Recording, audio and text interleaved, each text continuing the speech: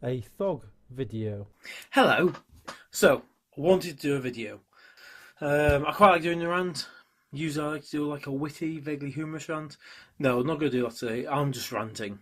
And the reason why I'm ranting doing the video and to upload it is just so hopefully it might maybe make one or two people think differently about something that they do. Um, so let me give you the background. Today we went to Eureka. Eureka, if you've not heard of it, it's a museum in the UK. It's marketed as a children's museum, or the National Children's Museum. It's in Halifax in West Yorkshire. It's really, really good. Most museums, I don't know what they're like where you are, but most museums are fine. They're the sort of, you walk around kind of, looking at things interested. Maybe there's a few sort of kiddies things where you can turn this thing upside down or you can press a button and see what happens. Eureka is all that, and they're basically kids are encouraged to do whatever they want. So there's places to dress up and to draw and to play with things and to pretend to be a postman and all kinds of awesome stuff. And if you want to do something, you can. If you don't do something, that's fine too. It's really laid back. It's really fantastic. First time I've ever been. Yeah, 4 marks. Can't recommend it enough. I took my son. My son's autistic, but that comes into the story, but it's not a major thing. He's been to Eureka before on part of a school trip, and he really enjoyed it. So when we were trying to think of something to do today, because it's school half term, I suggested Eureka, and he was like, "Yeah, 100% up for that. Let's make this happen." So we went there, did loads of stuff, had some lunch, all fine, all great. Then, and you might judge me, you might say I'm a bad parent, whatever you want, but I'll tell you why it happened. I lost my son. Briefly, he's back, he's fine, everything's okay. He's asleep in his bedroom. Well, he's actually asleep in my bedroom, but he's asleep anyway in a bedroom. It's all fine. But what happened was he went into one particular room. There's a pretend bank in Eureka, and he's got within the bank there's a vault, and I'm not quite sure because we weren't in there very long, but there's some kind of game or some kind of challenge you've got to do to open the vault. I think maybe there's some sort of laser beams you have to avoid, something like that. My son didn't know what was going on, just walked in there, not because of his autism, just walked in there to see what was going on. Neither of us knew. Walked in there, and I think sort of interrupted the beam or did something. So the kid who was playing was slightly annoyed and was like, "No, you've got to take turns." And my son just went, "Oh, I can't go in here." And because he was a bit tired, because he's had a really, really busy day of loads of sensory activity and done lots of things, he just kind of went, "Right, I can't go in there," and kind of just went, "Oh, I can't go in anywhere," and just ran. And this is half term. The place is packed, full of kids and adults. Chased after him, which is fine. Quite used to chasing after him; it's no problem. But he went around the corner. There was a woman with some kids. I'm not sure if she was a parent or if she was like a carer or something, but because she was really intent on taking photos of them. And she let my son get past her, and then she kind of backed up, blocking the way, so I couldn't get past her. So I'd say, "Excuse me, I've got to get after my son." And in that sort of couple of seconds, he'd gone. He'd no idea. The place is like a proper rabbit warren. There's inside areas, there's outside areas. There's a car park. I'm like, I've no idea. He could be just around the corner. I'd look around the corner, no sign of him. He could be in any one of 100 places in this museum. Full credit to Eureka. Eureka are fantastic. And to go through, I went to the information desk, I explained the situation, they very quickly took a few details. I had a photo on my phone, so I showed them a photo, explained what he was wearing, gave his name, said he was autistic. Straight away, there's like a couple of staff, or well, more than a couple of staff, there's quite a few staff, like looking in all different areas for him. And I said, "Am I okay to go and look?" And they said, yeah, whatever you want. You can stay here, you can go and look, whatever you want. So I went and looked, went back roughly to the sort of area where I lost him. And a couple of staff had found him. He'd gone through a fire escape and was just kind of stood outside, a bit confused, not quite sure what was going on.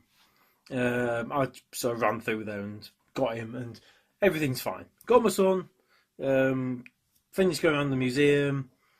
Did some stuff on the way home. Got a gingerbread man. Everything's fine. Don't worry about that. But just for people that maybe don't think about this, two things. Number one, if you see, and I'm appreciating the situation the woman maybe didn't see, if you happen to see a child running, trying to get away from someone, or just running by themselves, don't feel that you have to automatically let them pass. And you'll probably know. You're probably aware of someone running up close to you or trying to get past you. A good case in point, again, while I was at Eureka today, we were playing at the top of some stairs. We were pretending that the stairs was like a sort of escalator or a sort of lift. You had to press a button to go down the escalator. So we're talking, this is level 3, and we've got to press the button to go down to level 2. And we're just having all this kind of play. And while we're doing this, this little girl, who's probably maybe about 2 or 3, I guess, walks up to us. Now, I couldn't immediately see any kind of parent or any guardian with them, but she was like looking to try and get down the stairs.